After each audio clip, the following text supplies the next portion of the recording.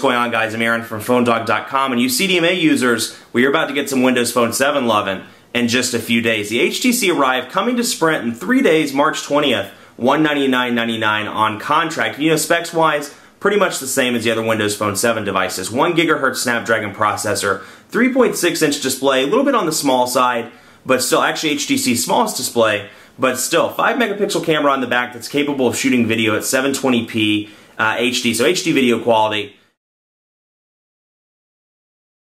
Like I said, the marketplace has just over 10,000 apps according to the latest report, and you know, they made some improvements to the marketplace thanks to the NoDo update. So let's take a look. You see the background very similar to the other Windows Phone 7 devices. Here are our app updates. We can update those. I'm not going to right now, but let's scroll over to apps, for example, and let's click the search button, and let's look for, let's say, Twitter. We'll do that. We'll do Twitter. We'll hit search, and it'll bring up some apps and games. There we go. Twitter, Seismic, Bees, Ustream Viewer, some of these other things that either have Twitter in the title or in the description, something like that. But we can go here, for example, download this. I already have my Windows ID, log in, but you can see what it looks like on a typical app page. Gives you a description, gives you some screenshots, gives you those reviews and some related information. So it's clean, it's functional. Hey, you know, I've said that all throughout the video for every program, but you know, it's true. So can't really say it any differently. You can share it or you can install it. Let's go ahead and install that and verify. Let's see here. Allow the access to the location, confirm the installation, and you can see here pending, and you can watch the download status here. Now, one thing, you know, that does irritate me a little bit, you can't constantly see the battery life meter, and you can't constantly see the signal strength indicator. You have to pull it down from the top from time to time. You can see the EVDO indicator there, the Wi-Fi indicator, but watch, it's going to pop back up into the top part of the screen here in just a second. It doesn't stay, there you go, for example, so it doesn't stay on the screen. So anytime you need to see what the battery life is like, there's no widget to tell you, you know, exactly what battery life is, at least natively installed. So you do have to pull that down each and every time. So let's take a look at the browser, and you know, I've said it before and I'm going to say it again. Absolutely fantastic browser, one of the best in the market in my opinion. And you know, yeah, it doesn't have Flash, but still, let's take a look at PhoneDog. Isn't Flash capable? I mean, the pinch to zoom and just the overall loading, you know, the way it loads and everything, absolutely fantastic. I'll show you in just a second. I mean, the pinch to zoom is phenomenal on this browser. So you can see your buttons down here as well. We'll click that to see exactly what they are. Add favorites and tabs. And then you have your settings and your extended menu stuff. Forward, you can find it on the page, pin it to the start, and more. So we're going to wait for PhoneDog to load. You know, this is an EVDO device. It's not a 4G device, so something to keep in mind if you're looking at this versus the EVO 4G or the EVO Shift 4G. You know, keep that in mind. And Sprint's extended that $10 premium data charge to all of their smartphones. So it might be better for you if you're in a WiMAX area to get a 4G device. But that said, I mean, just look at how smooth that pinch to zoom is. Absolutely fantastic. But this is one of those places where I really begin to realize how small the display actually is when working with something like the Focus or something like the HD7, where there's just a ton of screen space available to browse the web. It's really noticeable here. It's a very, you know, it is a small screen between where the browser bar is and these little buttons down here. I mean, it's pretty condensed and small in comparison to some of the other Windows Phone 7 devices. That said, you can zoom in, you can see that. Our pictures, you know, very easy to see. And zoom in, pinch to zoom, incredibly fast, and then we'll tap.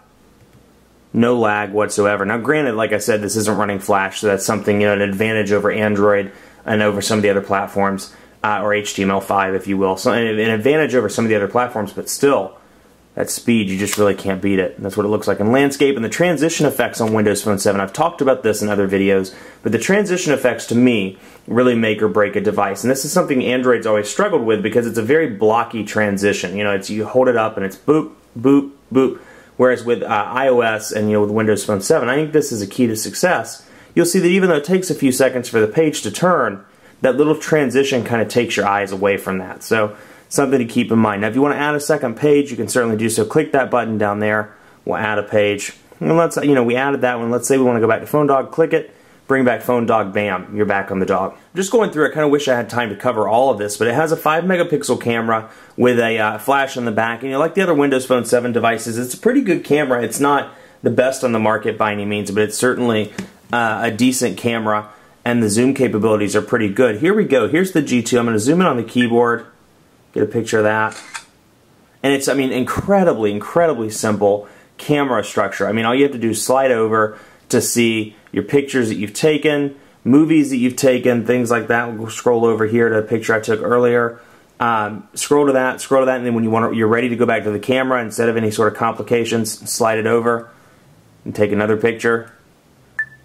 So you have the physical camera button, half press to hold or to autofocus, full press to take the picture, and then, like I said, scroll back through. Editing options are pretty minor on this device. You have, you know, you can upload it to Microsoft SkyDrive, you can use it as wallpaper, you can share it, and of course you can go into, let's go back into the pictures here just to see the editing options. You can change the effects a little bit, you can change the resolution, some of the scenes, and then you can turn the flash on and off. So it's a basic experience, but still, camera quality is pretty good in my opinion, as is the 720p video recording. So obviously it does have zoom capabilities with music and videos. You can put your music, your videos onto this device and listen to them on the go. Now the ecosystem, it's kind of starting up. You can see it between Zune and Windows Phone 7, kind of like you can see it between iOS, the iPhone, and the App Store. Not nearly to the extent, not nearly as developed. It's still within its infancy by all means, but still you are getting it kind of an early preview as to what the ecosystem is going to look like on Windows Phone 7. You do get Microsoft Office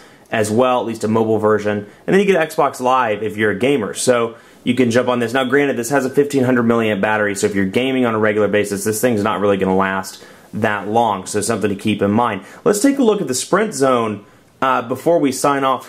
Hang out with the brown fox in Georgia. Let's look at the Sprint Zone before we hang out tonight with the brown fox, because I know he's going to ask about the Sprint Zone. You can see you can download those Sprint apps that you know and love, Sprint TV, Sprint Radio, things like that. And let's wait for it to load. Again, you're seeing that EVDO connection at work here. It's not the fastest in the world, but it's nice to see Windows Phone 7 on a CDMA carrier. So you can see some Sprint news here. We'll scroll over, suggested apps. There we go, Sprint TV and movies, Sprint Radio. And for whatever reason, it's telling me I can't get the info. I'm wondering if it's because the device hasn't launched yet, but I'll keep testing that, and we'll see what happens. I'll follow up with you and let you know. Much more coverage to come on the HTC Arrive. All in all, I think it's a pretty decent device. The audio quality's been very good. I've had no dropped calls whatsoever. I took it to a dead spot. I was able to hold the call. Now, it was choppy to the point that I couldn't use it. I couldn't listen to the caller, and they couldn't hear what I was saying. But, you know, the earpiece is nice and loud. HTC does a really nice job with that. They always have.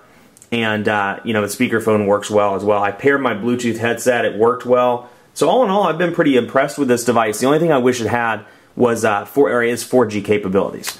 I wish it had WiMAX. 3G is a little bit slow. EVDO, definite strain on the network, and it's kind of an aging technology that doesn't work so well for these devices where they're just, you know, constantly consuming data. So yeah, I kind of hate to say that, but EVDO is on the way out, in my opinion, and you can really tell in Xbox Live and Sprint Zone those, you know, 5-10 second lags, where something like a Verizon LTE device or T-Mobile HSPA Plus device flies. Keep it locked on the site for additional information, and be sure to like us on Facebook, facebook.com/PhoneDog. We're giving away new stuff as part of the Colossal iPad 2 and smartphone sweepstakes, so be sure to look out for that. Follow me on Twitter as well, PhoneDog_Aaron. Ask me any questions. Let me know what you think about this device if you get your hands on it on the 20th.